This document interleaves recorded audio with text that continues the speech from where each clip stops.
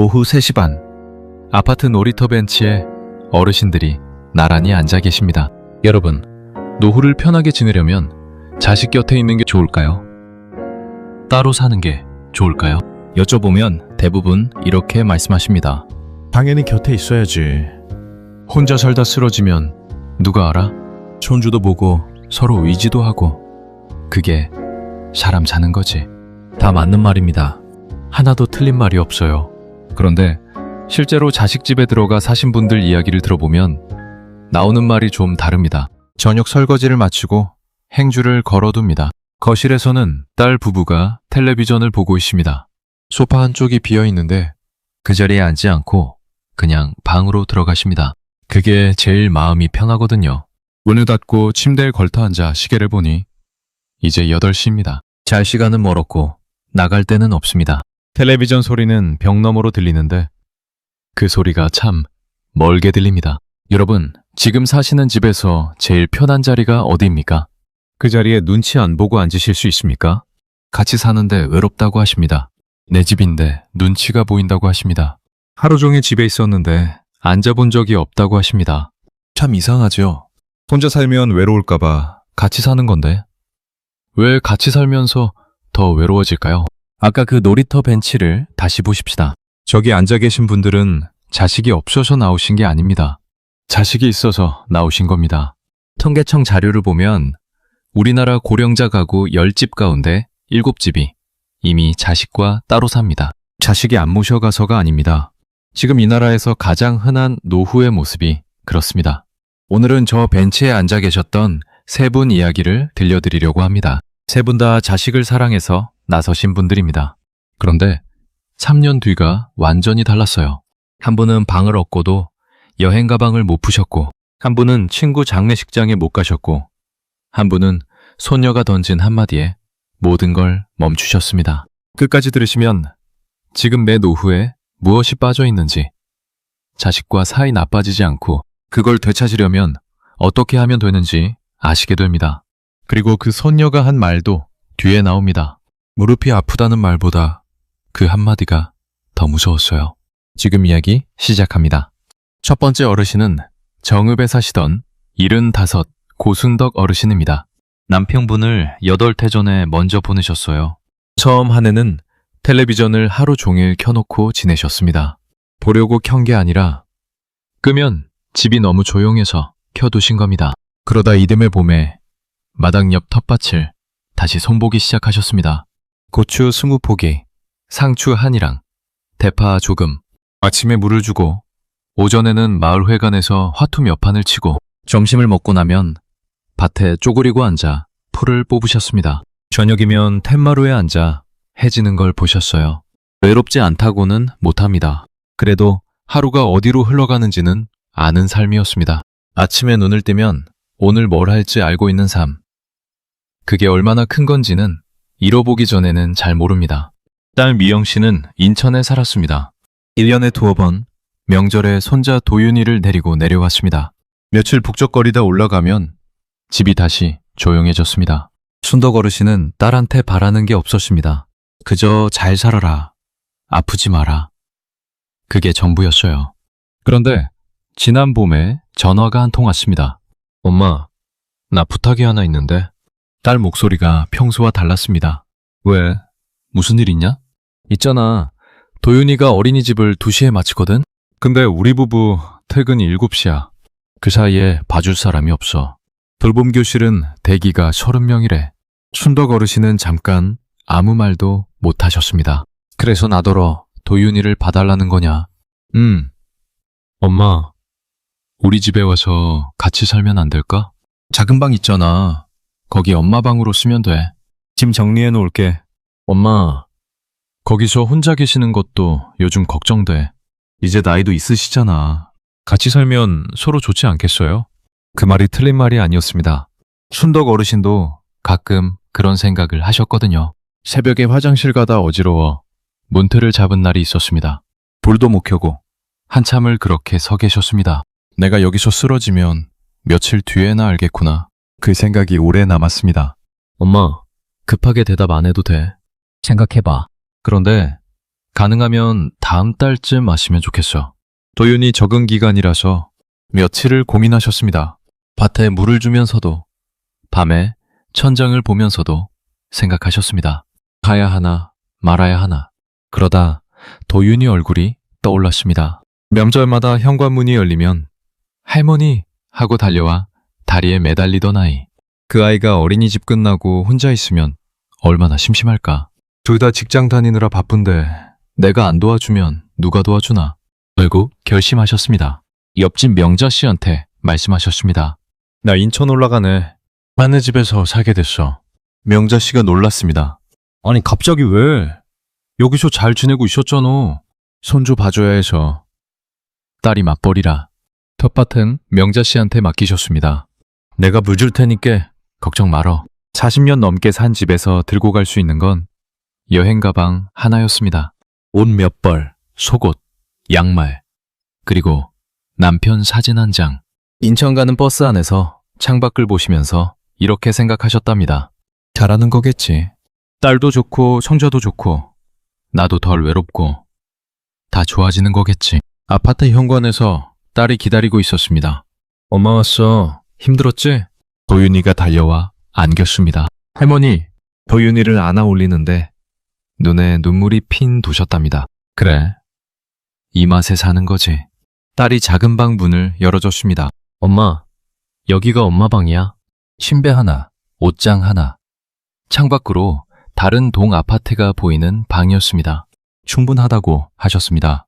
나 혼자 쓰는 건데 뭐. 그날 밤은 잘 주무셨습니다. 낯선 천장이었지만 괜찮았어요. 적응하면 되니까요. 일주일은 정말 괜찮았습니다. 문제는 그 다음 주에 시작됐습니다. 어느 날 옷장 문을 여셨습니다. 조끼를 걸어두려고요. 그런데 옷장 안이 이미 꽉 차 있었습니다. 딸내 겨울 입을 두 채, 철진한 옷들, 안 쓰는 가방. 저녁에 딸한테 말씀하셨습니다. 미영아, 옷장에 내 옷 걸 데가 없더라. 아, 맞다. 며칠만 그냥 있어봐. 내가 이번 주말에 뺄게. 미안, 엄마. 딸은 진심으로 미안해했습니다. 나쁜 딸이었고 나쁜 딸도 아니었어요. 그런데 그 주말에 딸은 회사에 나갔습니다. 다음 주말에는 도윤이가 열이 나서 병원에 갔습니다. 그 다음 주말에는 사위 집안 행사가 있었습니다. 일주일이 한 달이 되고 한 달이 두 달이 됐습니다. 옷장은 그대로였습니다. 순덕 어르신은 그동안 어떻게 하셨을까요? 아침마다 침대 밑에서 여행 가방을 꺼내 지퍼를 열고 그날 입을 옷을 꺼내고 다시 지퍼를 닫아 침대 밑으로 밀어 넣으셨습니다. 방에 들어온 지 두 달이 됐는데 짐을 못 푸신 겁니다. 바크 달린 옷장을 하나 갖고 사신 셈이죠. 여러분, 이게 사소해 보이십니까? 저는 이 대목이 오래 마음에 걸렸습니다. 사람이 어떤 자리에 진짜 살고 있는지 아닌지는 짐을 풀었느냐로 알 수 있거든요. 화장실도 그랬습니다. 아침 7시부터 8시까지는 사위와 딸이 번갈아 씻습니다. 그 시간에 문 앞에서 서성이는 게 싫으셔서 순덕 어르신은 5시 반에 일어나 미리 씻으셨습니다. 불도 안 켜고 어두운 거실을 지나서요. 아무도 그렇게 하라고 한 사람은 없었습니다. 그런데 저절로 그렇게 됐습니다. 저녁에는 설거지를 하셨습니다. 딸이 하지 말라고 해도 앉아있으면 더 불편해서 손이 먼저 갑니다. 설거지를 끝내고 행주를 걸어두면 거실에서 텔레비전 소리가 납니다. 소파 한쪽이 비어 있습니다. 그런데 거기 앉지 않고 그냥 방으로 들어가십니다. 그렇습니다. 서두에 말씀드린 저녁 8시에 그 방이 바로 순덕 어르신 방입니다. 어느 날 저녁에는 정읍 명자 씨한테서 전화가 왔습니다. 순덕아, 고추가 아주 잘 익었어야. 근데 못 따서 다 떨어진다. 사진 보낼게. 반가운 목소리였습니다. 그때 거실에서 딸 목소리가 들렸습니다. 엄마, 도윤이 좀 봐줘. 나 빨래 좀 넣을게. 순덕 어르신은 전화기를 들고 베란다로 나가셨습니다. 문을 닫고 목소리를 낮추셨습니다. 영자야, 내가 지금 통화가 좀 그래. 왜 봐야 해서. 나중에 걸게. 전화를 끊고 한참을 베란다에 서 계셨답니다. 그러다 이런 생각이 드셨대요. 나 방금 왜 여기 나왔지? 내가 사는 집인데 왜 숨어서 전화를 받았지? 감도 편치 않았습니다. 도윤이가 10시쯤 방문을 빼꼼 열고 들어옵니다. 할머니, 같이 자. 엄마한테 가서 자라 그래도 고개를 젓습니다. 엄마 코 골아요. 딸은 미안해하면서도 이렇게 말했습니다. 엄마, 며칠만 봐줘. 얘가 잠버릇이 심해서 내가 잠을 못 자거든. 퇴근해야 하니까. 며칠만, 또 며칠만이었습니다. 며칠이 일주일이 되고 일주일이 한 달이 됐습니다. 좁은 침대에서 손자팔이 얼굴 위로 넘어오면 새벽 3시에 눈이 떠집니다. 그러면 다시 못 주무시고 천장만 보십니다. 아침에 일어나면 온몸이 뻐근합니다. 어느 날 밤에는 이런 생각을 하셨답니다. 오늘 내가 앉아서 쉰 시간이 얼마나 되나 세어보니 없었습니다. 하루 종일 집에 있었는데 앉아본 시간이 없었습니다. 그러던 어느 날 명자 씨가 사진을 보내왔습니다. 붉게 익다 못해 쭈글쭈글해진 고추가 밭에 그대로 달려있는 사진이었습니다. 춘덕 어르신은 그 사진을 한참 보셨습니다. 그러고는 침대 밑으로 손을 넣어 여행 가방 손잡이를 잡으셨습니다.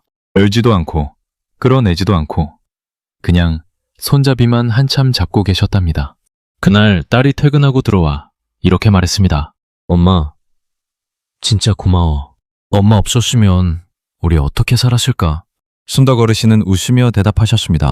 됐다. 그런 소리 말고 밥이나 먹어라. 하고 싶은 말은 따로 있었는데 그 말은 끝내 안 나왔습니다. 순덕 어르신이 잃어버린 건 반이 아니었습니다. 방은 있었어요. 침대도 옷장도 창문도 다 있었습니다. 잃어버린 건 문을 닫아도 되는 자리였습니다. 방이 있는 것과 매 자리가 있는 것은 전혀 다른 이야기입니다. 두 번째 어르신은 진주에 사시는 70살 남기동 어르신입니다. 이번에는 할아버지 이야기입니다. 아내분을 5해 전에 보내셨습니다. 장례를 치르고 석 달쯤은 사람을 안 만나셨답니다. 그러다 옛 직장 동료 병철 씨가 새벽에 전화를 걸어왔습니다. 남선생, 나 지금 남강 나가는데 같이 갈란가? 그날 이후로 낚시가 시작됐습니다. 새벽 5시에 물가에 앉아 있으면 안개가 강 위로 낮게 깔립니다. 고기는 잘 안 물어도 상관없었습니다. 옆에 사람이 있고 보온병에 커피가 있고 해가 뜨는 걸 같이 보면 그걸로 됐어요. 3년쯤 지나서는 동호회 총무를 맡으셨습니다. 회비를 걷고 일정을 잡고 회원들 생일을 챙기셨어요. 기동 어르신한테는 그게 아침에 일어날 이유였습니다. 딸 부부도 진주에 살았습니다. 버스로 20분 거리. 손주가 2 있었습니다. 8살 하준이, 5살 은우. 어느 날 딸이 전화를 걸어왔습니다. 아빠, 부탁 하나 해도 돼요? 왜? 무슨 일이냐? 하준이랑 은우 끝나는 시간이 3시쯤인데 우리 퇴근이 7시야. 그 사이에 애들 봐줄 사람이 없어요. 아빠가 좀 봐줄 수 있어요? 기동 어르신이 물으셨습니다. 같이 살자는 거냐? 아니, 그건 아니고 아빠 집에서 사시면서 낮에만 우리 집에 와주시면 안 될까요? 아침에 오셨다가 우리 퇴근하면 가시면 돼요. 같이 살자는 말이었으면 거절하실 참이었습니다. 그런데 낮에만 봐주는 건 어려울 게 없어 보였어요. 그래, 알았다. 아빠, 고마워요. 진짜 고마워요. 대신 하나만 약속하자. 저녁 7시에는 아빠 갈란다. 그럼 무조건 7시. 그렇게 시작됐습니다. 아침 7시 20분 버스를 타고 딸 집으로 가십니다. 아이들 밥 먹이고 옷 입혀서 유치원과 학교에 데려다 주면 9시 반. 집에 돌아와 앉으면 잠깐 조용합니다. 그 사이에 빨래를 돌리고 청소기를 미십니다. 점심은 냉장고에서 꺼내 대충 드십니다. 혼자 먹으니 입맛이 없어요. 유치원 알림장이 종이가 아니라 앱으로 온다는 것도 처음에는 모르셨습니다. 그래서 은우 소풍 도시락을 하루 늦게 싸보내신 적이 있습니다. 다른 아이들은 다 김밥을 싸왔는데 은우만 빈손으로 갔어요. 그날 저녁에 딸한테 미안하다고 하셨더니 딸이 그러더랍니다. 아빠, 그거 앱에 다 떠 있는데? 기동 어르신은 아무 말씀도 못 하셨습니다. 그날 밤 돋보기를 쓰고 휴대폰을 켜서 알림장 여는 법을 혼자 익히셨습니다. 어디를 눌러야 하는지 종이에 순서를 적어가면서요. 웃긴 이야기 같은데 저는 이 대목이 좀 서늘했습니다. 이른에 새로 배우고 계신 겁니다. 손주를 잘 보려고요. 그런데 그렇게 배우는 동안 원래 잘하시던 것들은 하나씩 손에서 놓고 계셨습니다. 2시 반에 은우를 데리러 가고 3시에 하준이를 데려옵니다. 그 다음부터가 진짜입니다. 할아버지, 배고파. 할아버지 나도. 만식을 줍니다. 할아버지, 심심해. 블록을 꺼냅니다. 6시에 저녁을 차려 먹입니다. 7시, 약속한 시간입니다. 그런데 전화가 옵니다. 아빠, 나 오늘 회의가 늦게 끝났어. 8시쯤 갈 것 같아요. 그래, 알았다. 8시, 또 전화가 옵니다.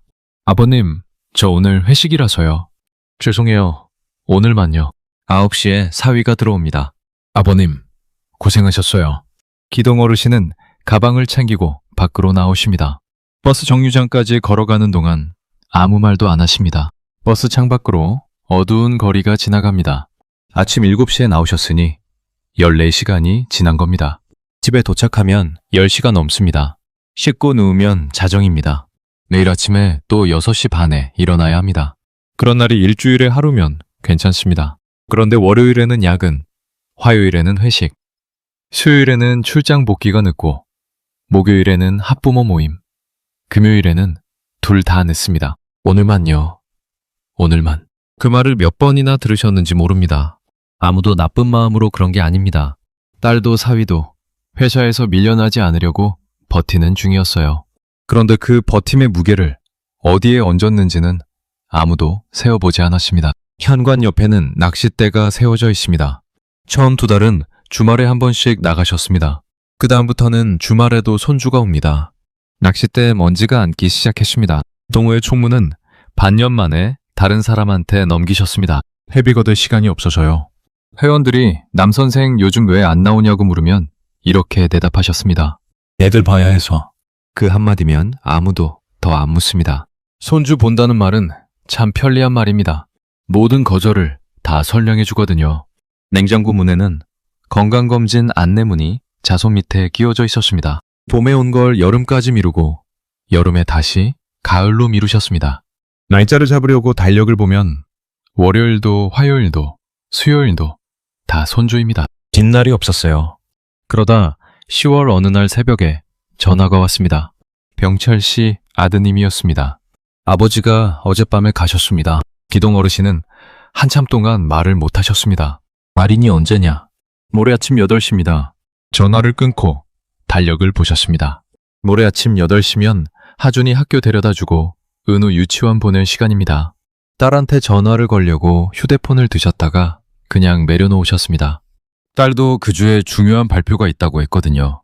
결국 조의금만 계좌로 보내셨습니다. 발인 날 아침, 기동 어르신은 평소처럼 은우 손을 잡고 유치원에 가셨습니다. 은우가 할아버지 오늘 왜 말 안 해? 하고 물었답니다. 그날 오후 3시 반, 기동 어르신은 놀이터 벤치에 앉아 계셨습니다. 하준이 나오기를 기다리면서요. 휴대폰에 부고 문자가 그대로 남아 있었습니다. 그걸 몇 번이나 열었다 닫았다 하셨답니다. 40년 친구였습니다. 새벽마다 같이 강에 앉아있던 친구였습니다. 그 친구 가는 길에 못 갔습니다. 며칠 뒤에 병철 씨 아드님한테서 다시 전화가 왔습니다. 남선생님, 아버지가 마지막에 선생님 얘기하셨어요. 남선생하고 물가에서 커피 마시던 게 제일 좋았다고요. 기동 어르신은 알겠다고 고맙다고만 하고 전화를 끊으셨습니다. 그리고 현관에 세워둔 낚싯대를 한참 보셨습니다. 여러분, 손주를 봐주는 게 잘못이라는 말씀을 드리는 게 아닙니다. 세상에 그것보다 예쁜 일이 어디 있겠어요. 다만 시간에는 재고가 없습니다. 오늘 못 간 자리는 내일 갈 수 있는 게 아니라 그냥 영영 못 간 자리로 남습니다. 통계청 생명표를 보면 65살 어르신께 남은 시간이 평균 21해 남짓입니다. 그게 무슨 의미인지 아십니까? 넉넉해 보이죠? 그런데 그 안에서 2발로 걷고 내 손으로 밥 차려 먹고 친구가 부르면 나갈 수 있는 시간은 그보다 훨씬 짧습니다. 21번의 봄 가운데 마음대로 쓸 수 있는 봄이 몇 번이나 남았는지는 아무도 안 알려줍니다. 법구경에 이런 말이 있습니다. 오늘 할 일을 내일로 미루지 말라. 내일 일은 누구도 알지 못한다. 기동 어르신은 그 말을 친구를 보내고 나서야 실감하셨습니다. 잃어버린 건 하루가 아니었습니다. 다시 오지 않는 아침이었습니다. 세 번째 어르신은 김해에 사시는 73 하복순 어르신입니다. 이분은 앞에 도둔과 시작이 똑같았습니다. 그런데 끝이 달랐습니다. 복순 어르신은 아들 내외와 같은 동네에 사십니다. 걸어서 10분 거리예요. 며느리가 육아휴직을 마치고 복직하던 날, 며느리가 조심스럽게 물었습니다.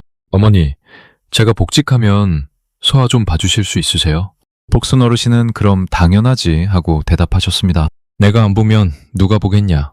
그때는 자신이 있으셨어요. 첫 해는 정말 좋았습니다.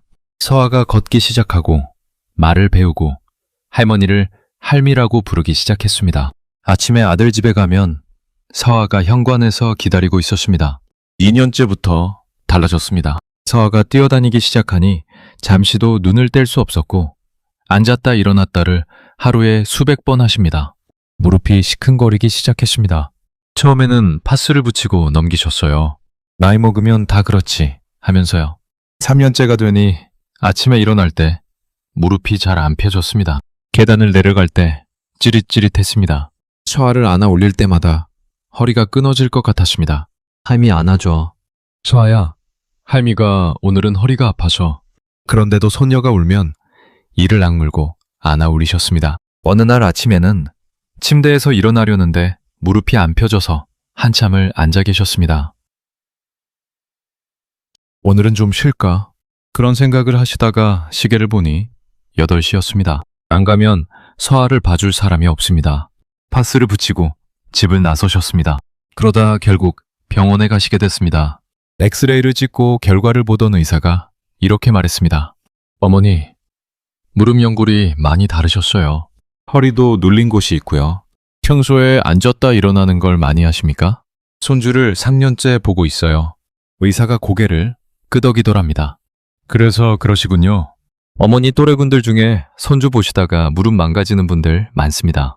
지금처럼 계속 쓰시면 수술까지 갈 수 있어요. 지금부터라도 무릎 쓰는 걸 줄이시면 좋겠습니다. 그 말을 듣고도 복순 어르신은 다음날 또 아들 집에 가셨습니다. 파스를 2장 붙이고요. 안 가면 봐줄 사람이 없으니까요. 그런데 그 3년 동안 복순 어르신이 진짜로 겁이 나셨던 건 무릎이 아니었습니다. 어느 날부터 당신 목소리가 커지기 시작했다는 것이었습니다. 서아야, 그거 만지지 마. 서아야, 뛰지 마. 서아야, 할미가 몇 번을 말했어. 예전에는 안 그러셨거든요. 예전에는 뭘 쏟아도 웃으면서 닦으셨습니다. 그런데 어느 순간부터 물컵이 넘어지면 심장이 먼저 쿵 내려앉았습니다. 저걸 또 닦아야 하는구나. 그날이 4월 어느 화요일이었습니다. 서아가 식탁에서 우유컵을 엎었습니다. 우유가 식탁을 타고 흘러 바닥으로 떨어졌습니다. 복순 어르신은 자기도 모르게 소리를 지르셨습니다. 아이, 좀 가만히 있으라니까. 서아가 그 자리에서 울음을 터뜨렸습니다. 얼른 안아주려고 손을 뻗으셨습니다. 그런데 서아가 이렇게 말했습니다. 할미는 왜 맨날 화내? 5살짜리가 한 말입니다. 복순 어르신은 그 자리에 그대로 앉아 계셨습니다. 우유가 바닥에 흐르고 있는데 닦지도 못하고요. 그날 밤 잠이 안 오셨답니다. 새벽에 일어나 화장실 거울 앞에 서셨습니다. 거울 속 얼굴을 한참 보시다가 이렇게 중얼거리셨습니다. 나 언제부터 화내는 할미가 됐지? 여러분, 무릎이 아프다는 말은 참을 수 있습니다. 파스 붙이고 하루 더 가면 되니까요. 그런데 손녀한테 화내는 할머니가 되고 있다는 건 참을 수가 없습니다. 복순 어르신이 3년 만에 멈추신 이유가 그것이었습니다. 몸이 망가지는 건 견디셨는데 손녀 기억 속에 남을 당신 얼굴이 무서우셨던 겁니다. 며칠 뒤 아들을 불러 앉히셨습니다. 무슨 말을 어떻게 꺼내야 할지 몰라 물만 2번 드셨답니다. 그러다 이렇게 말씀하셨습니다. 엄마, 이제 매일은 못 보겠다. 아들 표정이 굳었습니다. 왜? 어디 아파? 병원에서 무릎 그만 쓰라 그러더라. 그런데 그것보다도 엄마가 요즘 서아한테 자꾸 소리를 지른다. 아들이 아무 말도 못했습니다. 그래서 화요일하고 목요일 이틀만 볼란다. 나머지는 너희가 방법을 좀 찾아봐라. 당장 다음 주부터 그러자는 건 아니고 한 달은 시간을 줄 테니까. 한참 동안 방이 조용했습니다. 그러다 아들이 이렇게 말했습니다. 알았어, 엄마. 그게 전부였습니다. 이 말이 나오기까지 3년이 걸렸습니다.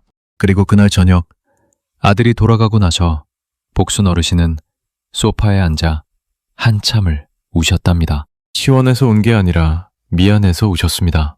실제로 아들 내외는 서운했습니다. 한 달쯤은 연락이 뜸했습니다. 며느리한테서 오던 안부 문자도 끊겼습니다. 명절에 만났는데 며느리 표정이 굳어 있었습니다. 어머니 안녕하세요. 인사 한마디가 전부였습니다. 복순 어르신도 마음이 편치 않으셨어요. 내가 너무 매정했나? 애들 힘든 걸 뻔히 아는데 그 한 달이 제일 힘드셨답니다. 그런데 이상한 일이 벌어졌습니다. 아들 집에 안 가는 첫 월요일 아침, 복순 어르신은 눈을 뜨고 한참을 누워 계셨습니다. 뭘 해야 할지 모르겠으셨대요. 3여 동안 아침 8시면 무조건 아들 집이었으니까요. 그러다 피식 웃음이 나셨답니다. 내가 하고 싶은 걸 하면 되지. 그 간단한 걸 3년 만에 처음 생각하신 겁니다. 그날 복지관에 나가 노래교실을 등록하셨습니다. 목요일 오후에는 정형외과에 다니기 시작하셨습니다. 2달쯤 지나니 아침에 무릎이 펴졌습니다. 3달쯤 지나니 계단을 내려갈 때 난간을 안 잡게 되셨습니다. 의사가 그러더랍니다. 어머니, 약도 약인데 안 쓰신 게 제일 크네요. 쉬시는 게 약입니다. 그런데 진짜 달라진 건 몸이 아니었습니다. 화요일 아침에 아들 집에 가면 서아가 현관에서 기다리고 있습니다. 삶이 왔다. 매일 볼 때는 없던 반가움이었습니다. 어느 날은 월요일 저녁에 전화가 왔습니다. 서아가 소화기를 붙잡고 이렇게 물었습니다. 할미 언제 와? 복순 어르신은 그 말에 눈물이 나셨답니다. 3년 동안 매일 붙어 있었는데 서아한테서 그 말을 들어본 적이 없었거든요. 매일 오는 사람한테는 언제 오냐고 묻지 않으니까요. 며느리도 달라졌습니다. 어느 날 며느리가 반찬통을 들고 찾아와서 이렇게 말했습니다. 어머니, 그동안 죄송했어요. 어머니 무릎 그렇게 안 좋으신 줄 몰랐어요. 3년 동안 저희가 너무 당연하게 생각했나 봐요. 복순 어르신은 아무 말도 못하셨습니다. 며느리가 이어서 말했습니다. 그리고요 어머니, 이상한 게 뭔 줄 아세요? 어머니가 매일 오실 때는 제가 고맙다는 말을 한 번도 안 했더라고요. 지금은 화요일마다 하게 돼요. 서아는 달력에 어머니 오시는 날 스티커를 붙여놨어요. 이게 사람 마음입니다. 매일 있는 건 공기 같아서 있는 줄을 모릅니다. 조금 멀어져 봐야 그제야 보입니다. 철학자 쇼펜하우어가 고슴도치 이야기를 했습니다. 추운 날 고슴도치들이 서로 온기를 나누려고 바짝 붙습니다. 그런데 붙으면 가시에 찔려 아픕니다. 그렇다고 떨어지면 춥습니다. 그래서 이리저리 움직여 보다가 결국 서로 찌르지 않으면서 얼지도 않는 딱 그만큼의 자리를 찾아냅니다. 사람도 똑같습니다. 가족이라고 예외가 아니에요. 오히려 가족이라서 더 그렇습니다. 남한테는 안 하는 말도 가족한테는 하고 남한테는 안 부리는 짜증도 가족한테는 부리니까요. 옥순 어르신이 찾으신 게 바로 그 거리였습니다. 안 보는 것도 아니고 매일 보는 것도 아닌 그 사이 어딘가 화요일과 목요일 딱 그만큼이었습니다. 나중에 복순 어르신이 이렇게 말씀하셨습니다. 매일 보니까 할 말이 없더라. 가끔 보니까 할 말이 많아지거라. 자, 그럼 처음 질문으로 돌아가 보겠습니다. 노후에 자식과 같이 사는 게 낫습니까? 따로 사는 게 낫습니까? 세 분 이야기를 다 듣고 나면 이런 생각이 드실 겁니다. 그러니까 결국 따로 살라는 말이구나. 아닙니다. 순덕 어르신은 같이 사셨고 기동 어르신은 따로 사셨는데 두 분 다 힘드셨어요. 복순 어르신도 따로 사셨는데 3년을 힘드셨습니다. 같이 사느냐 따로 사느냐가 답이 아니었습니다. 어느 쪽으로 사시든 세 가지가 지켜지느냐. 그것이 답이었습니다. 첫째가 공간입니다. 평수가 아니에요. 40평에 살아도 없을 수 있고 20평에 살아도 있을 수 있습니다. 공간이란 문을 닫아도 아무도 이상하게 여기지 않는 자리를 말합니다. 전화를 받을 때 베란다로 안 나가도 되는 자리. 낮에 30분 누워 있어도 눈치가 안 보이는 자리입니다. 순덕 어르신 방에는 침대도 창문도 있었지만 그 자리가 없었습니다. 사람은 언제든 나갈 수 있다고 느끼는 곳에서는 짐을 안 풉니다. 지금 사시는 집에 문 닫고 30분 계셔도 아무도 찾지 않는 자리가 있으신지 한번 떠올려 보셔도 좋겠어요. 둘째가 시간입니다. 기동 어르신은 하루 14시간을 손주와 보내셨습니다. 시간이 없어서 문제가 된 게 아니라 그중에 당신이 정한 시간이 하나도 없어서 문제가 된 겁니다. 병원 예약을 잡으려고 달력을 보면 빈칸이 없고 친구가 모임 날짜를 물으면 대답을 못합니다. 그러다 40년 친구 가는 길에 못 갑니다. 그건 나중에 만회가 안 돼요. 이번 주 달력에 자식 일정 말고 매 일정이 하나라도 적혀 있는지 그것만 보셔도 지금 상태가 보입니다. 셋째가 거리입니다. 세 가지 중에 제일 어렵습니다. 거리를 두자는 말이 사랑하지 말자는 말처럼 들리거든요. 그런데 복순 어르신이 보여주신 게 정확히 그 반대였습니다. 이틀로 줄이니까 손녀가 할미 언제 오냐고 묻기 시작했고 며느리가 고맙다는 말을 하기 시작했습니다. 매일 있을 때는 아무도 안 하던 말이었어요. 거리가 생기니까 그리움이 생긴 겁니다. 그리움이 있어야 반가움이 있고 반가움이 있어야 그 관계가 오래갑니다. 손주가 언제 오냐고 물어본 적이 최근에 있으신지 그 질문 하나가 지금 거리를 알려줍니다. 그럼 이미 그 안에 들어가 계신 분들은 어떻게 하면 좋을까요? 춘덕 어르신은 고추 사진을 본 그 주에 딸에게 말을 꺼내셨습니다. 밤새 연습을 하셨답니다. 미영아, 엄마가 옷장 반만 쓰자. 그리고 봄, 가을에는 정읍에 좀 내려가 있을란다. 딸이 물었습니다. 엄마, 여기 불편해. 춘덕 어르신이 이렇게 대답하셨습니다. 불편한 게 아니라 엄마 짐이 아직 가방이 있어서 그런다. 딸이 한참 말이 없다가 울었답니다.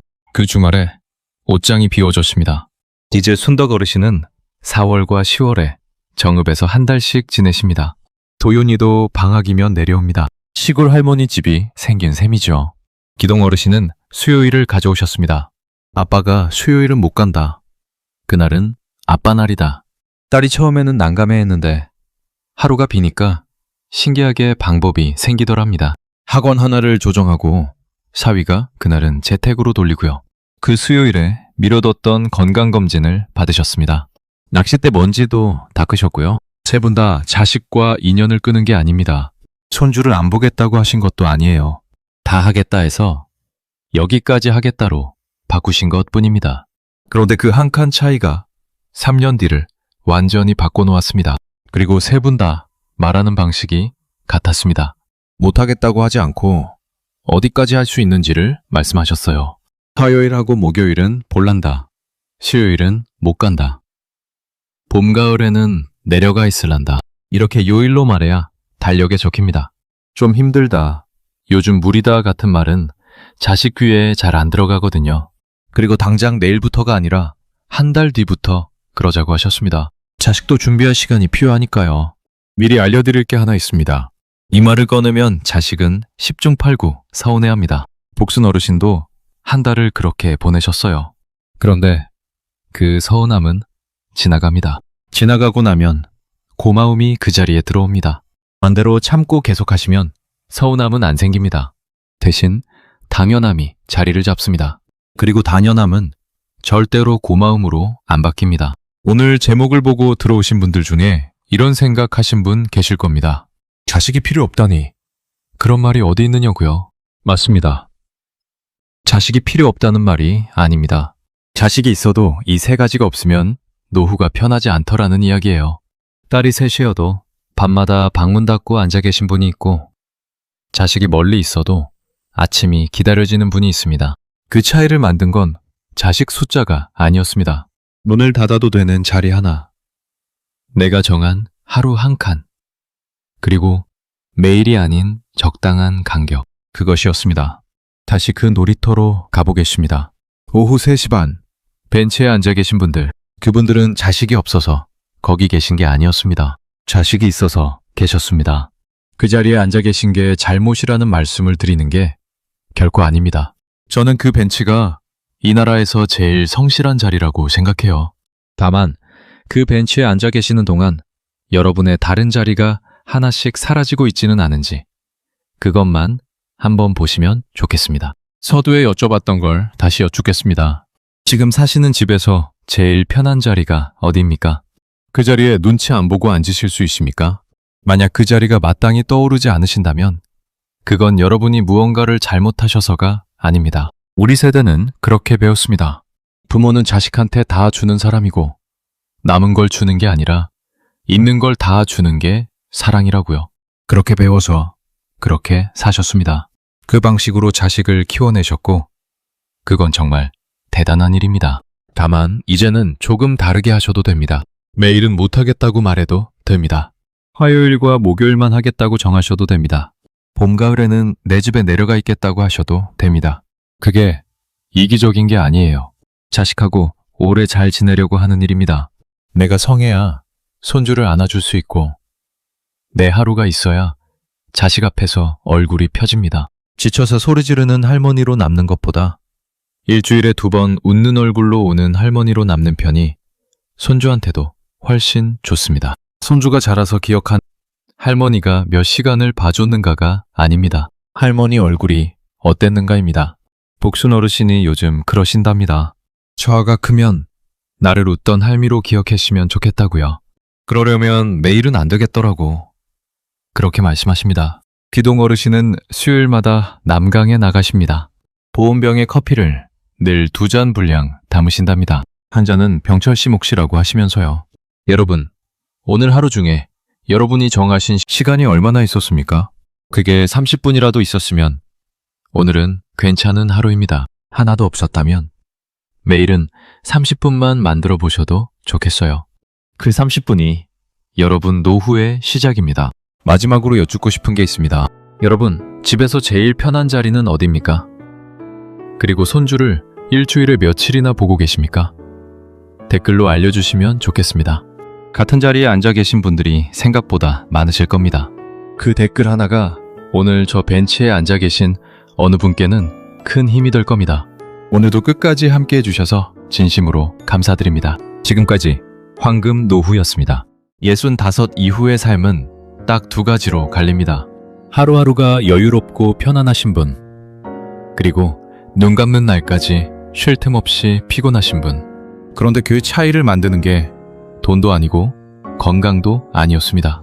오직 이 6가지를 제때 줄였느냐 아니냐에 달려 있었어요. 여러분, 혹시 요즘 이러고 계시지는 않습니까? 아침에 눈 뜨자마자 단체 배어방부터 여십니다. 누가 자식이 사준 여행 사진을 올려놨고 누가 손주 자랑을 해놨어요.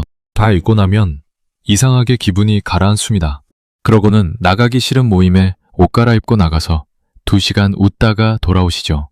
오후엔 자식한테 전화가 없으면 무슨 일 있나 싶어 마음이 왔다 갔다 하고, 저녁엔 건강방송을 보다가 저 증상이 나랑 똑같은데 싶어 밤새 검색을 하십니다. 냉장고에는 자식 오면 주려고 아껴둔 좋은 과일이 들어있고 옷장에는 아까워서 못 입는 옷이 걸려 있어요. 그러다 자리에 누우면 아주 오래전 일이 떠오릅니다. 그때 내가 왜 그랬을까? 그렇게 뒤척이다 새벽에야 잠이 드시고요. 이게 남의 이야기 같으십니까? 아니면 어디서 많이 본 하루 같으십니까? 그런데 여기서 이상한 게 하나 있습니다. 지금 65 넘으신 분들은 예전 어르신들보다 형편이 훨씬 나아지셨거든요. 올해 나온 자료를 보면 어르신 가구의 재산이 평균 4억 6천만 원을 넘었습니다. 작년보다 1,000만 원 넘게 늘었어요. 그런데 같은 자료에서 지금 내 삶에 만족한다고 답하신 분은 열에 3분 남짓이었습니다. 재산은 매년 느는데 만족은 셋 중 한 분인 겁니다. 그러니까 우리를 힘들게 하는 건 부족한 게 아니었어요. 이유가 뭘까요? 우리는 평생 채우는 법만 배웠기 때문입니다. 더 벌고, 더 모으고, 더 챙기고, 사람도 더 많이 알아두고. 그렇게 60년을 살았는데 덜어내는 법은 아무도 안 가르쳐 줬습니다.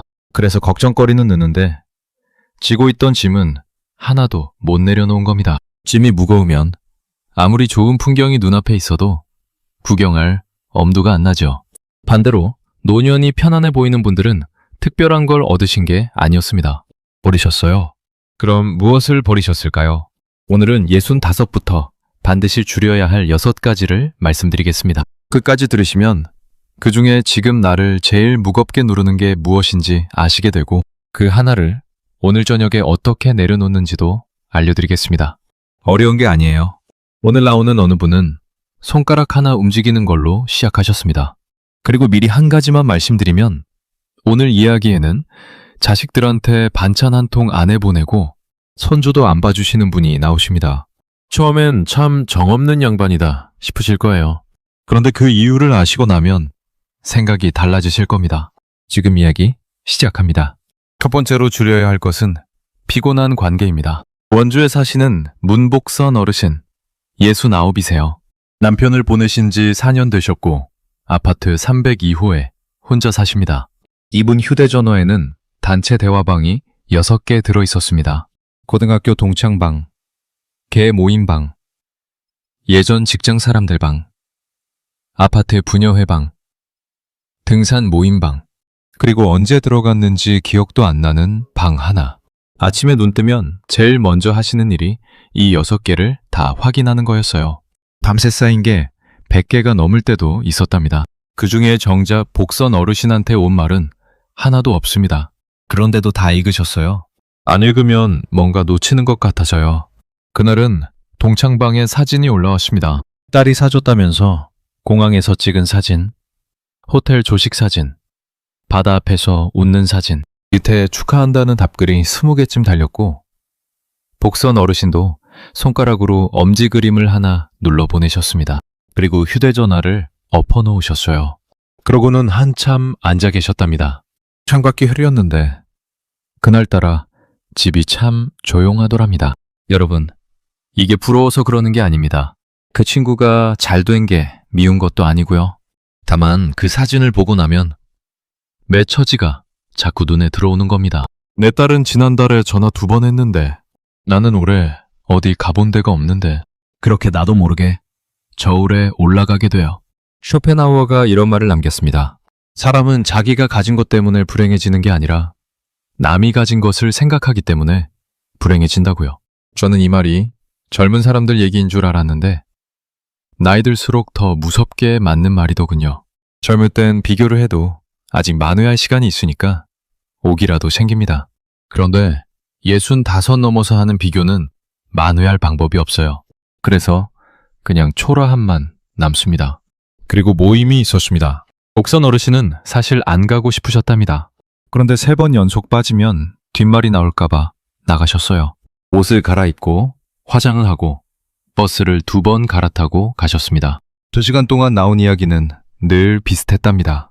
누구는 어디가 아프고 누구네 아들이 승진을 했고 누구는 며느리가 어떻고 복선 어르신도 웃으셨습니다. 잘 웃으셨어요. 그런데 집에 돌아와 현관에서 신발을 벗는데 다리가 후들거리시더랍니다. 소파에 그대로 앉아서 1시간을 못 일어나셨어요. 여기서 재밌는 자료가 하나 있습니다. 작년 조사를 보면 어르신들 10분 중에 6분 넘게 사람을 만나며 지내시는데 직접 얼굴 보는 만남은 줄고 화면으로 하는 교류는 늘었습니다. 그게 무슨 뜻인지 아십니까? 우리가 예전보다 사람을 덜 만나는 게 아니라는 겁니다. 오히려 대화방까지 합치면 하루에 상대하는 사람 수는 더 늘었어요. 그런데 그게 다 만남이냐 하면 아니죠. 이름만 아는 사람, 안부만 주고받는 사람, 안 나가면 눈치 보이는 자리, 이런 게 관계의 자리를 다 차지하고 있으면 정작 마음 놓고 기대를 한 사람이 들어올 틈이 없습니다. 그러니 여러분, 관계를 줄이셔도 괜찮습니다. 세상 사람 다 등지고 혼자 살라는 말이 절대 아니에요. 알맹이 없는 껍데기만 줄이자는 겁니다. 복선 어르신이 어떻게 하셨는지 아십니까? 대어방 하나를 나오셨습니다. 그게 다예요. 그런데 그 손가락 하나가 그렇게 안 움직이더랍니다. 나가기를 누르면 방에 그대로 뜨거든요. 은복선님이 나가셨습니다. 그 글자가 사람들 눈에 다 보인다고 생각하니까 손이 멈추시더래요. 저 사람이 왜 나갔대? 하는 소리가 들리는 것 같아서요. 그렇게 사흘을 망설이시다 어느 날 밤에 그냥 눌러버리셨습니다. 그리고 아무 일도 안 일어났어요. 아무도 왜 나갔냐고 안 물었습니다. 복선 어르신이 저한테 이러셨습니다. 10년을 붙들고 있었는데 아무도 안 찾더라고. 그 말이 좀 서운하게 들리시나요? 그런데 복선 어르신은 그날 밤에 오랜만에 푹 주무셨답니다. 오늘 여러분 휴대전화를 한번 열어보셔도 좋겠어요. 대화방이 몇 개 들어있습니까? 그 중에 매가 없어도 아무 상관없는 방이 몇 개입니까? 그리고 그 중에 보고 나면 기분이 가라앉는 방이 있으십니까? 하나만 나오셔도 됩니다. 하나 나오시면 그 다음은 훨씬 쉬워져요. 두 번째로 줄여야 할 것은 자식 걱정입니다. 복선 어르신은 딸 하나, 아들 하나를 두셨습니다. 딸 미영 씨는 45이고 서울에서 회사에 다니면서 중학생 아이를 키웁니다. 복선 어르신은 그 딸한테 하루에 3번 연락하셨어요. 아침에는 남편 아침 챙겨 보냈냐고, 낮에는 점심 뭐 먹었냐고, 저녁에는 애 학원비는 안 모자라냐고, 문자로도 하시고 전화로도 하시고요. 그러다 그날이 왔습니다. 저녁 7시쯤 전화를 거셨는데 딸이 퇴근길 지하철에 있었답니다. 사람이 꽉 찬 지하철에서 딸이 전화를 받았어요. 복선 어르신이 여느 때처럼 물으셨습니다. 김치는 안 떨어졌냐고. 그런데 딸이 갑자기 이러더랍니다. 엄마, 나 45이야. 나도 애 키우면서 알아서 잘 살고 있어. 제발 내 걱정 좀 그만하고 엄마 인생이나 좀 재밌게 살아. 그리고 전화가 끊겼습니다. 복선 어르신은 그 자리에 그대로 서 계셨답니다. 손에 김치통을 들고 계셨어요. 딸 주려고 그날 오후에 담근 거였습니다. 그날 밤에 억장이 무너지셨답니다. 다 걱정해서 한 말인데 어쩌면 저렇게 모질까 싶어서 눈물이 나시더래요. 그런데 여러분, 제가 여기서 딸 편을 들려는 게 아닙니다. 딸도 잘한 게 아니에요. 지하철에서 그렇게 말하면 안 됐죠. 다만 그 말 안에 딸의 진심도 하나 들어있었습니다. 엄마, 인생이나 재밌게 살아. 이 말이 왜 나왔을까요? 며칠 지나서 복선 어르신이 곰곰 생각해 보셨답니다. 그러다 이상한 걸 하나 발견하셨어요. 딸한테 하루 3번 연락하는 그 시간 말고 내가 나를 위해 쓴 시간이 하루에 얼마나 되나 세어보니까 없더랍니다. 정말 하나도 없었대요. 만날 친구도 특별한 취미도 없이 오직 딸네 집안을만 쳐다보고 살아오신 겁니다. 여러분, 우리는 뼈가 부서져라 챙겨주는 게 부모 사랑이라고 배웠습니다. 그런데 자식 입장에서는 그게 다르게 느껴집니다. 40이 넘고 50이 다 된 자식한테 밥은 먹었냐? 김치는 있냐고 매일 물으면 무슨 뜻으로 들리는지 아십니까? 나는 아직 네가 못 믿어워. 이렇게 들립니다.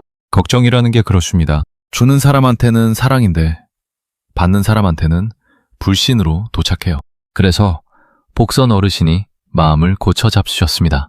딸한테 서운한 티를 내는 대신 행동을 바꾸셨어요. 하루 3번 하던 연락을 일주일에 2번으로 줄이셨습니다. 대신 그 시간에 동네 노래교실에 등록하셨어요. 처음엔 손이 근질근질 하셨답니다. 지금쯤 애가 밥은 먹었을까? 이 생각이 자꾸 나서요.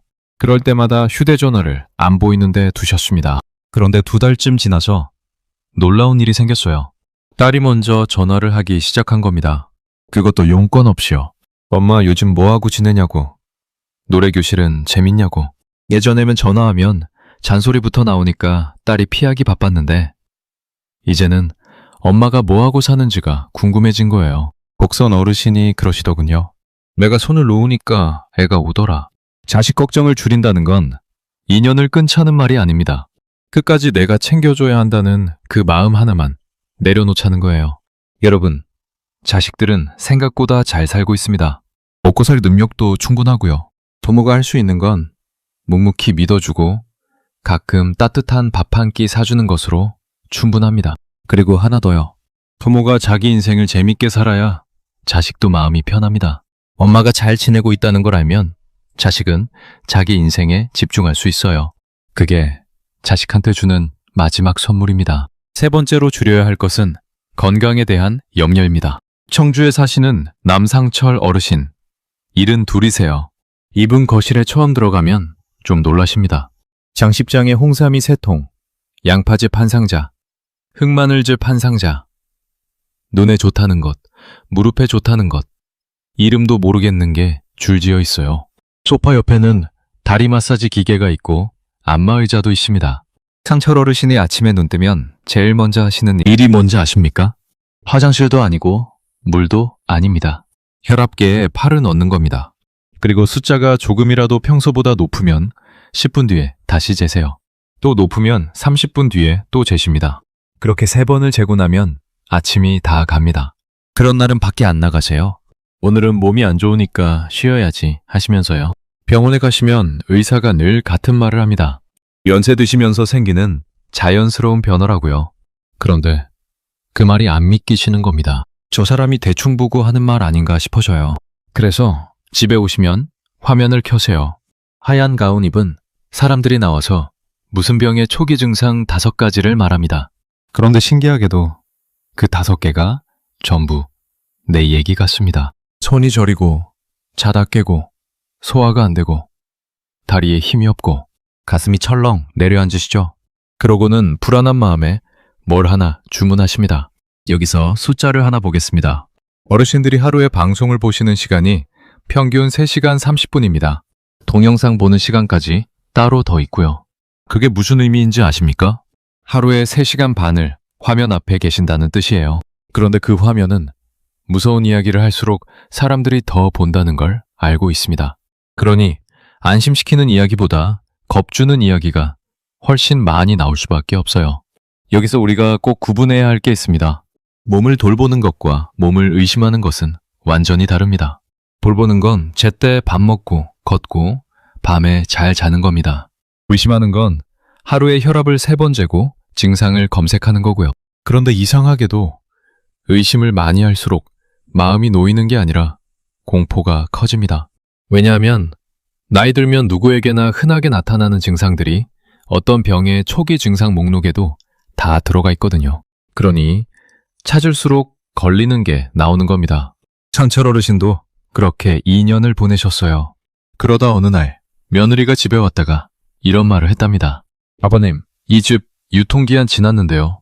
창철 어르신이 보니까 마시지도 않고 쌓아둔 게 절반이 넘더랍니다. 천 것만으로 이미 안심이 됐던 거예요. 그날 상철 어르신이 좀 멋쩍으셨답니다. 그래서 그때부터 2가지만 바꾸셨습니다. 하나, 혈압은 아침에 딱 한 번만 재기로 하셨어요. 숫자가 어떻든 그날은 다시 안 재십니다. 둘, 건강방송을 보시던 그 시간에 밖에 나가서 걷기로 하셨습니다. 처음엔 20분도 힘드셨는데 2달 지나니까 40분을 걸으시더군요. 그리고 이런 말씀을 하셨습니다. 몸이 좋아진 건 잘 모르겠는데 무서운 게 없어졌어. 저는 이 말이 참 정확하다고 생각합니다. 우리가 진짜로 줄여야 하는 건 병이 아니라 병에 대한 공포거든요. 여러분, 몸은 생각보다 튼튼합니다. 수십 년을 쉬지 않고 일하면서 여기까지 나를 데려온 몸이에요.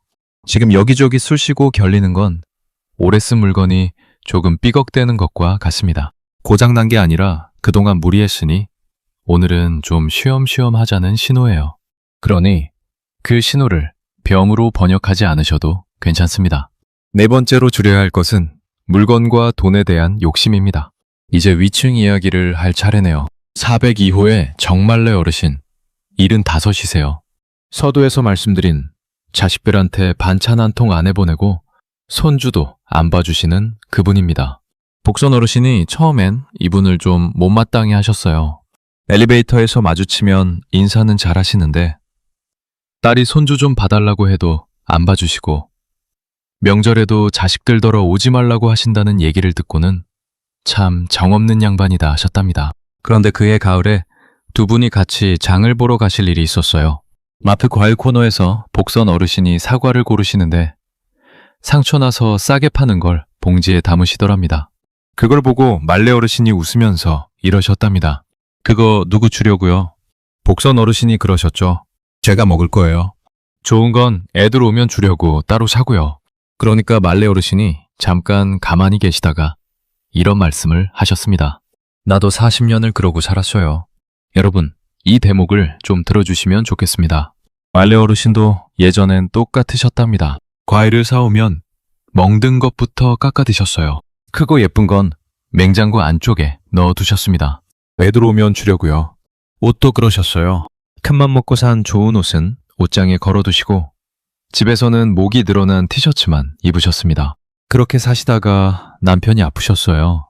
5년을 병간호하셨습니다. 그 5년 동안 자식들은 다 이렇게 말했답니다. 엄마가 하는 게 아버지도 편하시지. 그래서 혼자 다 하셨어요. 남편이 가시고 나서 얼마 뒤에 냉장고를 정리하시게 됐답니다. 안쪽에서 사과가 3개 나왔어요. 애들 오면 주려고 넣어둔 거였는데 애들이 못 왔거든요. 꺼내보니까 손가락이 쑥 들어가더랍니다. 그걸 쓰레기통에 버리시면서 말래 어르신이 한참 서 계셨답니다. 그리고 옷장을 여셨어요. 걸어둔 좋은 옷을 꺼내 입어보셨는데 그새 유행도 지나고 허리도 굽어서 태가 안 나더랍니다. 그날 말래 어르신이 우셨습니다. 사과 3개가 아까워서가 아니었어요. 40년 동안 나는 먹는 것만 먹고 낡은 옷만 입고 늙어버렸구나. 그게 서러우셨던 겁니다. 여러분, 우리는 오지도 않은 내일을 대비한다고 하면서 지금 이 순간을 너무 많이 희생하며 삽니다. 그런데 아껴둔 것들은 대체로 못 쓰게 돼요. 과일은 물러지고, 옷은 유행이 지나고, 몸은 예전 같지 않아집니다. 아끼는 건 미덕이 맞습니다. 다만 65이 넘으면 그 미덕이 조금씩 반향을 틀어야 해요. 그래서 말레 어르신이 그때부터 정하신 규칙이 있습니다. 과일을 사오면 제일 크고 좋은 걸 먼저 드십니다. 옷은 제일 좋은 걸 집에서 입으세요. 손님 올 때 쓰려고 아껴둔 그릇으로 혼자 밥을 드십니다. 그리고 이런 말씀을 하셨어요. 내 돈으로 나를 제일 먼저 대접하는 거. 이게 내 행복이에요. 자, 그럼 왜 자식들한테 반찬을 안 해보내시는지 이제 아시겠습니까? 정이 없어서가 아니었습니다. 남편 병간 후 5년을 끝내고 나서 딸이 이렇게 말했답니다. 엄마, 이제 우리 애도 좀 봐줘. 그때 말레 어르신이 태어나서 처음으로 못한다고 하셨습니다. 딸이 서운해했고 한동안 사이도 서먹했어요. 그런데 말레 어르신이 그때 이렇게 생각하셨답니다. 나는 시집 와서 시부모 모시고 애들 키우고 남편 병간호하고 그러다 일흔이 됐다. 이제 남은 시간은 좀 내 걸로 쓰고 싶다. 여러분, 이게 이기적인 겁니까? 저는 아니라고 생각합니다. 다산 정약용 선생이 자식들에게 보낸 편지에 이런 취지의 말을 남기셨어요. 감춰두는 것보다 나누는 것이 오래 간다고요. 그런데 저는 여기에 하나를 더 붙이고 싶습니다. 나를 위해 쓴 것도 사라지지 않습니다.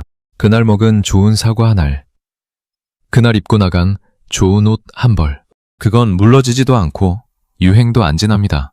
5번째로 줄여야 할 것은 내가 다 해야 한다는 생각입니다. 다시 복선 어르신 이야기예요. 이분이 사시는 아파트에서 분녀회 일을 오래 보셨습니다. 분리수거 당번도 도맡아 하셨고 반상회 때 음식도 혼자 하셨어요. 김장철이면 배추를 100포기 넘게 하셨습니다. 딸 내주고 아들 내주고 시누이네까지 보내야 하니까요. 주변에서 이제 그만 좀 하시라고, 요즘은 사 먹어도 맛있다고 말렸는데 복선 어르신은 늘 이렇게 답하셨답니다. 내 손 움직일 때까지는 내가 해야지. 그러다 재작년 김장철에 일이 났습니다. 절인 배추통을 혼자 옮기시다가 허리가 삐끗하셨어요. 그 자리에 주저앉으셨는데 못 일어나시더랍니다. 구급차를 부르고 병원에 실려가셨고 그 길로 6주를 누워 계셨습니다. 그때 뭐가 제일 견디기 힘드셨는지 아십니까? 아픈 게 아니었답니다.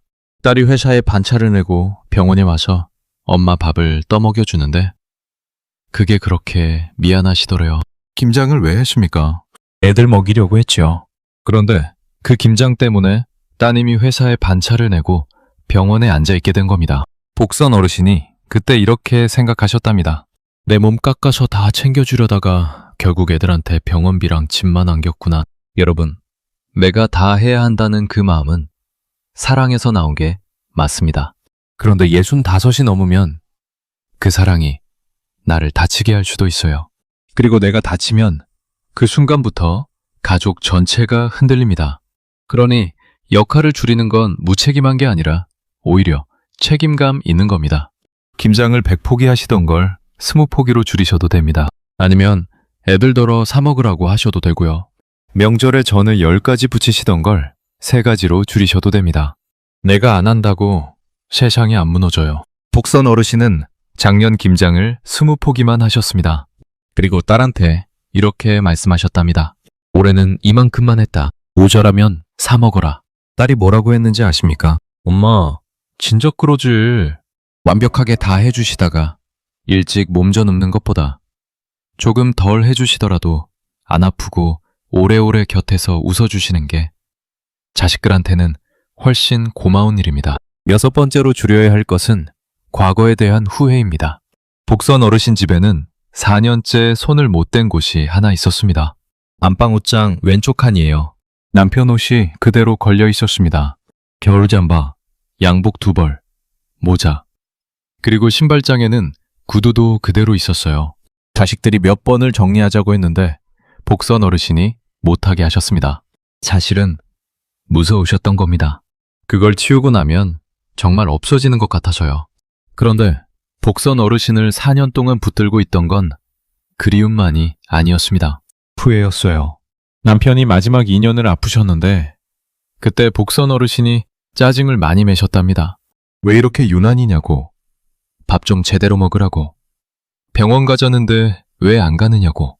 그러다 남편이 가셨습니다. 마지막에 무슨 말을 하고 싶었는데 못 하셨대요. 그게 4년을 따라다닌 겁니다. 밤마다 그 장면이 떠오르니까 잠이 안 오셨습니다. 작년 봄에 말레 어르신이 그러시더랍니다. 내가 도와줄 테니까 같이 하자고요. 두 분이 옷장을 여셨습니다. 하나씩 개서 상자에 담는데 겨울 잠바 차례가 됐을 때 복선 어르신이 주머니에 손을 넣어 보셨어요. 뭐가 들어있나 하고요. 지갑이 나왔습니다. 낡은 지갑이었는데 그 안에 돈은 몇만 원 안 들어있고 대신 종이가 하나 접혀 있더랍니다. 펴보니까 색이 다 바랜 쪽지였어요. 거기에 복선 어르신 글씨로 이렇게 적혀 있었습니다. 오늘도 힘내요. 신혼 때 남편 도시락에 넣어보낸 쪽지였습니다. 40몇 년 전에요. 복선 어르신은 그걸 쓴 기억도 없으셨답니다. 그런데 그 사람은 그걸 40년 넘게 지갑에 넣고 다닌 겁니다. 복선 어르신이 그 자리에 주저앉아서 우셨어요. 옆에서 말레 어르신이 등을 쓸어주셨습니다. 여러분, 저는 이 이야기를 정리하면서 한참 생각했습니다. 복선 어르신은 4년 동안 못해준 것만 세고 계셨어요. 짜증낸 것, 화낸 것, 마지막에 말 못한 것. 그런데 그 사람은 받은 걸 지갑에 넣고 다녔습니다. 우리가 과거를 후회할 때 무슨 일이 벌어지는지 아십니까? 잘못한 것만 골라서 기억하게 됩니다. 잘한 건 다 빠지고요. 그래서 실제보다 훨씬 못난 사람으로 나를 기억하게 돼요. 법구경에 이런 말이 있습니다. 이긴 사람은 원한을 사고 진 사람은 괴로워하며 눕는다. 이기고 지는 마음을 다 놓아버린 사람은 편안히 잠든다고요. 저는 이 말이 남하고 싸운 이야기인 줄 알았는데 자기 자신하고 싸우는 사람한테도 똑같이 맞는 말이더군요. 과거를 놓으라는 건 잊으라는 말이 아닙니다. 바꿀 수 없는 일 때문에 오늘 밤잠까지 뺏기지는 말자는 거예요. 그리고 용서 말인데요. 그게 상배를 위한 게 아닙니다. 미움을 품고 있으면 그 독이 내 속을 갉아먹거든요. 그러니 용서는 나를 위해서 하는 겁니다. 복선 어르신은 그 쪽지를 액자에 넣어서 거실에 걸어두셨습니다. 그리고 옷장을 정리하셨어요. 그날 밤에 4년 만에 처음으로 아침까지 안 깨고 주무셨답니다. 자, 6가지를 다 말씀드렸습니다. 피곤한 관계, 자식 걱정, 건강에 대한 염려, 물건과 돈에 대한 욕심, 내가 다 해야 한다는 생각, 그리고 과거에 대한 후회. 그런데 여기까지 들으시고 이런 생각 드신 분 계실 겁니다. 그거 다 줄이고 나면 내 인생에 뭐가 남나? 사람도 없고 할 일도 없고 그냥 텅 비는 거 아닌가? 저도 그 생각을 했어요. 그런데 복선 어르신 요즘을 보면 그 반대였습니다. 대화방 6개 중에 2개만 남기셨는데 그 2개는 진짜로 반가운 사람들 방이랍니다. 딸한테 하루 3번 하던 연락을 줄이셨더니 딸이 먼저 전화를 하고요. 김장을 20포기로 줄이셨는데 그 대신 목요일마다 말레 어르신이랑 복지관에 다니십니다. 옷장을 치우고 나서는 밤에 주무시고요. 덜어낸 자리가 텅 빈 게 아니라 다른 게 들어와 있는 겁니다. 그러니까 덜어낸다는 건 없애는 게 아니었어요. 자리를 만드는 거였습니다. 손이 꽉 차 있으면 좋은 게 와도 못 봤거든요. 짐을 지고 걸으면 아무리 좋은 풍경이 있어도 구경할 엄두가 안 나고요. 여러분, 여기까지 오시느라 정말 애 많이 쓰셨습니다. 그렇게 다 짊어지고 오셨으니까 자식들이 저만큼 잘 큰 거고 그 집이 지금까지 굴러온 겁니다. 그건 아무도 못하는 일이었어요. 다만 이제는 짐을 좀 내려놓으셔도 됩니다. 다 내려놓으라는 게 아니라 6개 중에 제일 무거운 것 하나만요. 처음에 제가 말씀드렸죠. 손가락 하나 움직이는 걸로 시작하신 분이 있다고요. 복선 어르신이 대화방 하나 나오시는데 사흘이 걸렸습니다. 그런데 그 하나를 하고 나니까 그 다음이 훨씬 쉬웠다고 하세요. 그러니 오늘은 딱 하나만 정해보시면 어떨까요? 부담스러운 모임 하나에 이번엔 안 간다고 말해보시는 것. 자식한테 하려던 잔소리를 한번 삼키고 대신 잘 지내냐고만 물어보시는 것. 아침에 혈압을 2번째 재려다가 그만두시는 것. 냉장고 안쪽에 넣어둔 제일 좋은 과일을 오늘 저녁에 꺼내 드시는 것. 이 중에 뭐든 하나면 됩니다. 6가지 중에서 지금 여러분을 제일 무겁게 누르고 있는 게 무엇입니까? 그 하나만 댓글에 적어주시면 좋겠어요. 관계인지, 자식 걱정인지, 몸 걱정인지, 아니면 놓지 못하는 옛날 일인지 적어놓고 보면 이상하게 정리가 되더군요. 그리고 그 댓글이 지금 똑같은 걸 지고 계신 다른 분께는 나만 그런 게 아니었구나 하는 위로가 될지도 모릅니다. 오늘도 끝까지 함께 해주셔서 진심으로 감사드립니다. 지금까지 황금 노후였습니다.